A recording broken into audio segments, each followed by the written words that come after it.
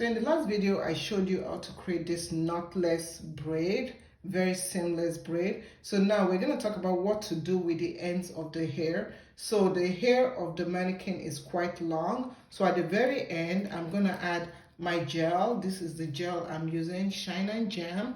And I'm just going to add a little bit of my gel to the very ends of our hair, just to merge that together. And then I'm going to braid it up. Okay, so once I've braided up the hair, I'm going to get the shortest hair that I have. So this one is the shortest hair, and I'm going to divide that into two.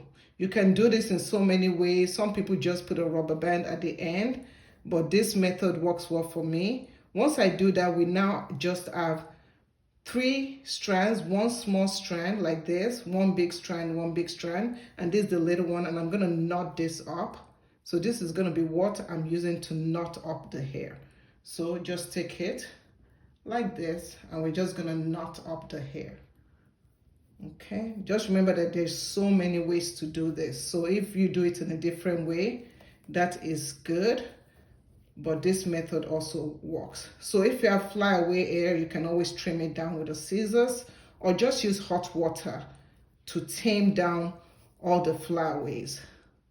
Okay, so once I do this, there are several ways to curl the ends of the hair. One way is to use palm rods. Now these are palm rods. You can get it. I'm going to drop links to where you can get each palm rod. They come in different sizes. So this is a big size. This is a medium size, this is another size, this is a tiny size. So depending on how you want your curls to be, for example, if you want your curls to be like this person right over here that we're using as our model, you could use a curl like with this size. So what you do is you just take the curl and the rollers, the perm rod, and when you curl it, you want to make sure that you curl so that the hair is not overlapping, right? So you can take the curler, the hair, and you can just loop it around like that. Okay, so we're going to start looping it from the top area, and you want to loop it so that it overlays first, so that that end is secure like that, and then you're going to loop it over like this. Okay, once you've looped the hair like that, you're going to cover it, and you're going to now dip it in some hot water and let it set. So that's one way that you could curl the ends. Another way you can curl the ends is by using flexi rods. So with flexi rods, you have much more space to curl the hair and much looser curls. So you can just curl the hair like this. Okay.